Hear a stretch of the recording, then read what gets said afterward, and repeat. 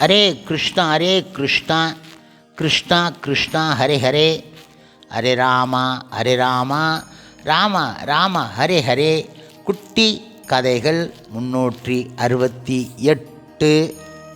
இங்கு மித்திரவான் என்பவரின் கதை காண்போம். முன்பு ஒரு சமயம் தென் இந்தியாவில் பந்தர்பூர் என்ற நகரில் தேவசியாமா என்ற அந்தணர் ஒருவர் வசித்து வந்தார். எல்லா வகை யாகங்களையும் செய்ய வல்லவர் அவர். அதிதி சேவையின் முக்கியத்துவம் அறிந்தவர். தனது செயல்களால் எல்லா தேவர்களையும் திருப்திப்படுத்த முயற்சித்தார். ஆனால் அவரது இதயமோ மனமோ அமைதியோ ஆனந்தமோ அடையவில்லை. அவருக்கு ஆத்மாவுக்கு பரமாத்மாவுடன் உள்ள உறவு பற்றிய அறிவை பெற வேண்டும் என்ற ஆவல் இருந்து வந்தது. இதற்காக அவர் பல யோகிகள் தவ முனிவர்களை வரவேற்று அவர்களுக்கு எல்லா வகை சேவைகளையும் செய்து அவர்களிடம் பூரண உண்மை பற்றிய விசாரித்தார். இவ்வாறாக வாழ்வில் பல வருடங்கள் கழிந்து ஓடின. இப்படியாக இருக்கும் சமயம் ஒரு நாள் தான் நடந்து செல்லும் வழியில் ஒரு யோகியை கண்டார். அந்த யோகி சமணமிட்டு அமர்ந்து தன் மூக்கு நுனியில் ஆன பார்வை நிலைக்கச் செய்தவாறு தியானத்தில் முழுமையாக ஆழ்ந்து இருந்தார். அந்த யோகி எந்தவித பௌதிக ஆசைகள் இல்லாமல் முழுமையான அமைதியுடன் இருப்பதை தேவசியாமா உணர்ந்தார். அந்த யோகியின் பாதங்களில் மிக்க மரியாதையுடன் விழுந்து வணங்கிய தேவசியாமா முழுமையான மன அமைதி பெறுவது எப்படி என விசாரித்தார். முழுமுதற் கடவுளான பகவான் ஸ்ரீ கிருஷ்ணரை பற்றிய பூரண அறிவுடன் இருந்த யோகி தேவசியாமாவை சௌப்பூர் சென்று மித்திரவான் எனும் ஒருவரை சந்திக்க கூறினார். முழுமுதற் கடவுள் மற்றும் பரம புருஷ பகவான் ஸ்ரீ கிருஷ்ணனின் தூய பக்தரான மித்திரவான் ஆடு மேய்க்கும் இடையர் குலத்தோர் எனவும் அவரிடம் சென்று பகவான் கிருஷ்ணரை அறியும் ஞானத்தை பெறும்படியும் யோகி கூறினார். இதனை கேட்ட தேவசியாமா யோகியை மீண்டும் மீண்டும் வணங்கிவிட்டு உடனடியாக சௌயூர் சென்றார். அந்த ஊரின் வடக்கே உள்ள அழகிய காட்டில் மித்திரவான் வாழ்வதாக அறிந்த தேவசியாமா அங்கே சென்றார். அங்கு ஒரு சிறு நதியின் கரையில் பாறைகளின் மேல் அமர்ந்து இருந்த மித்திரவானை காண முடிந்தது. மித்திரவான் காண்பதற்கு மிக அழகாகவும் மிக்க அமைதியுடன் வாழ்ந்து வந்தார். அந்த காட்டில் காற்று மிக அருமையாக வீசியது. எல்லா திசைகளில் இருந்தும் ஒரு நறுமணம் கமழ்ந்தன. ஆடுகள் பயம் இல்லாமல் இங்கும் அங்கும் சுதந்திரமாக திரிந்தன.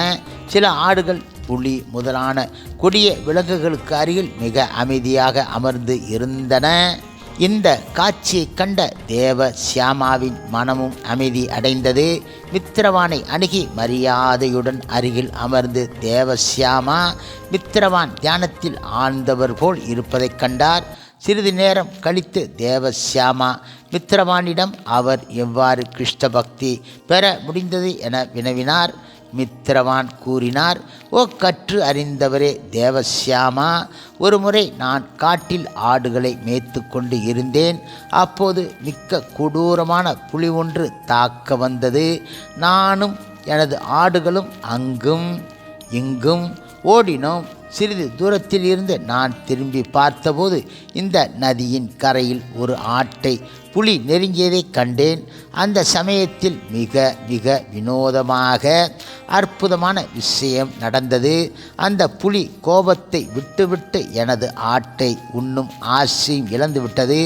எனது ஆடோ அந்த புலியிடம், உனக்கு உணவு கிடைத்து விட்டது, ஏன் எனது உடல் தசைகளை உண்ணாமல் இருக்கின்றாய்? நீ என்னை உடனடியாக கொன்று எனது சதையை ருசித்து உண்ண வேண்டும், ஏன் தயங்குகிறாய் என கேட்டது.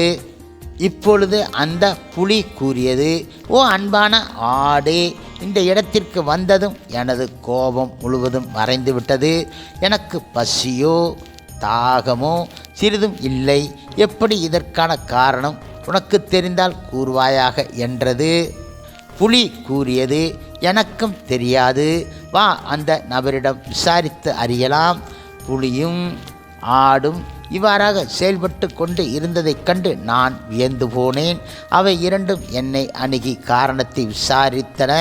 அருகே ஒரு மரக்கிளையில் குரங்கு ஒன்று அமர்ந்து இருந்ததைக் கண்டு அதனிடம் நான் விசாரித்தேன். அந்த குரங்கு அரசன் மிக்க மரியாதையோடு பதில் கூறத் தொடங்கியது. இப்பொழுது நான் ஒரு பழைய கதையை கூறுகின்றேன், கேட்பாயாக. இந்த காட்டில் உனக்கு நேர் முன்பாக ஒரு பெரிய கோவில் இருக்கின்றது. இதில் பிரம்மா ஒரு சிவலிங்கத்தை பிரதிஷ்டை செய்தார். பலகாலம் முன்பே சுகர்மா என்றொரு கற்றறிந்த சாது அங்கே பல தவங்கள் புரிந்து வாழ்ந்து வந்தார். தினமும் காட்டில் இருந்து மலர்களையும் நதியில் நீரும் கொண்டு வந்து சிவபெருமானை அவர் வழிபட்டார். இவ்வாறாக பல வருடங்களாக அவர் வாழ்ந்து வந்தபோது ஒரு நாள் ஒரு அதிதி வந்தார். சுகர்மா நீரும் பழங்களும் தந்து அவரை உபசரித்தார். அதிதி ஓய்வு எடுத்துக்கொண்ட பின்னர் சுகர்மா அவரிடம் பேசினார். கற்றறிந்தவரே, பகவான் கிருஷ்ணரை பற்றிய அறிவை பெறவே இங்கே பலகாலம் தவங்கள் புரிந்தும் வழிபாடு செய்தும் நான் வாழ்ந்து வருகிறேன். இன்று உங்கள் தொடர்பு கிடைத்ததன் மூலம் எனது தவங்களின் பலன்களை நான் பெற்று இருக்கின்றேன் என்றார் அவர். சரண் அடையும் நோக்கத்தில் சுகர்மா இவ்வாறு பேசியதை கேட்ட அதிதி சாது மிக மகிழ்ச்சியடைந்தார். அவர் ஒரு கல் மீது பகவத்கீதையின் 2ஆம் அத்தியாயத்தை எழுதினார். சுகர்மா தினமும் அந்த திருப்பதங்களை வாசிக்க வேண்டுமென சாது அறிவுறுத்தினார். இவ்வாறு செய்வதன் மூலம் விரைவிலேயே நீ உனது இலக்கை அடைந்து விடுவாய் என கூறிய அதிதி சாது சுகர்மா பார்த்து கொண்டு இருக்கும்போதே மறைந்து போனார். அதன் பின்பு சாது கூறியபடியே தன் வாழ்வின் மீதி நாட்களில் தினமும் இந்த பதங்களை சுகர்மா வாசித்து வந்தார். விரைவிலேயே பகவான் கிருஷ்ணர் பற்றிய முழுமையான ஞானம் பெற்றுவிட்டார். அந்த பதங்களை வாசிக்க ஆரம்பித்த நாள் முதலே அவருக்கு பசியோ தாகமோ கிடையாது. மேலும் இந்த இடத்தில் அவர் ஆற்றிய அந்த தவங்கள் மற்றும் பக்தி தொண்டின் பயனாக இந்த இடத்திற்கு வருபவர் பசியோ தாகத்தையோ உணர்வது கிடையாது. உடனடியாக முழுமையான அமைதி அடைய முடிகின்றது. நான் தினமும் அந்த பதங்களை வாசிக்க ஆரம்பித்தேன். இவ்வாறாக நாங்கள் விரைவிலேயே கிருஷ்ண பக்தியை பெற்றுவிட்டோம். அந்தனரே, ஸ்ரீமத் பகவத்கீதையின் 2ஆம் அத்தியாயத்தை நீங்களும் தினமும் படியுங்கள். மிக விரைவிலேயே பகவான் ஸ்ரீ கிருஷ்ணரின் கருணை உங்களுக்கு கிடைக்கும். இப்பொழுது பகவான் விஷ்ணு கூறினார், ஓ அன்பான லக்ஷ்மி, இவ்விதமாக தேவசியாமா மித்திரவான் இடமிருந்து அறிவை பெற்றுக்கொண்டார். அந்த மகாத்மாவை வழிபட்ட பின்பு தேவசியாமா பந்தர்புரி திரும்பச் சென்று தினமும் பகவத்கீதையின் 2ஆம் அத்தியாயத்தை படித்து வந்தார். பந்தர்பூருக்கு யார் வந்தாலும் அவர் முன் தேவசியாமா பகவத்கீதை 2ஆம் அத்தியாயத்தை படிப்பார். இவ்வாறாக பகவான் ஸ்ரீ கிருஷ்ணனின் தாமரை திருப்பாதங்களை தேவசியாமா அடைந்து விட்டார். ஓ லட்சுமி தேவி, இவையே ஸ்ரீமத் பகவத்கீதையின் 2ஆம் அத்தியாயத்தின் பெருமைகளாகும். ஹரே கிருஷ்ணா கிருஷ்ணா கிருஷ்ணா ஹரே ஹரே, ஹரே ராமா ராமா ராமா ஹரே ஹரே. ஸ்ரீல பிரபுபாதரின் சேவையில் இஸ்கான் பக்தர்கள்.